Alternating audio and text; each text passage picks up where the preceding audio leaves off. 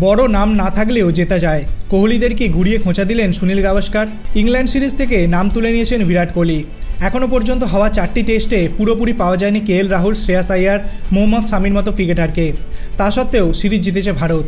এবার কোহলি রাহুলদের ঘুরিয়ে খোঁচা দিলেন সুনীল গাভাস্কার।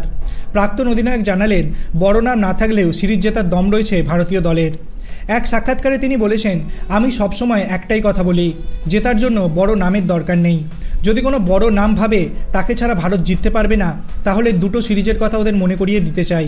তাহলেই বুঝতে পারবে যে ওরা না থাকায় কোনো পার্থক্য হয় না। ক্রিকেট দলগত খেলা, একজনের ওপর কিছু নির্ভর করে না। ইংল্যান্ড সিরিজের পাশাপাশি গাভাস্কার উল্লেখ করেছেন 2020-21 অস্ট্রেলিয়া সফরের কথাও। ইংল্যান্ডের বিরুদ্ধে দলকে জেতাতে সাহায্য করেছিলেন ধ্রুব জুরেল, সরফরাজ খান, আকাশদীপের মতো তরুণেরা। প্রথম সন্তানের জন্মের কারণে অস্ট্রেলিয়া সিরিজে প্রথম টেস্ট খেলে দেশে ফিরে এসেছিলেন কোহলি। অজিঙ্ক্য রাহানে নেতৃত্বাধীন সেই দল জেতে শুভমান গিল, ঋষভ পন্ত, মোহাম্মদ সিরাজদের পারফরমেন্সে। ইংল্যান্ড সিরিজ জয়ের পিছনে গাভাস্কার ধন্যবাদ দিয়েছেন ভারতের কোচ ও অধিনায়ককেও। বলেছেন, রোহিত শর্মা এবং রাহুল দ্রাবিড় যেভাবে দলটাকে চালিয়েছে তার জন্য ওদের প্রশংসা প্রাপ্য। তরুণ ক্রিকেটারদের সুযোগ দিয়েছে, ওরা যাতে স্বাভাবিকভাবে খেলে তার জন্য চালিত এবং উৎসাহিত করেছে। এতেই বোঝা যায় বড় নাম থাকুক বা না থাকুক, জেতার মতো খিদে আমাদের ক্রিকেটারদের রয়েছে। আপনার কি মনে হয় সুনীল গাভাস্কারের এই বক্তব্য কতটা যুক্তিসম্পন্ন? আপনার অভিমত আপনি কমেন্ট সেকশনে জানাতে পারেন।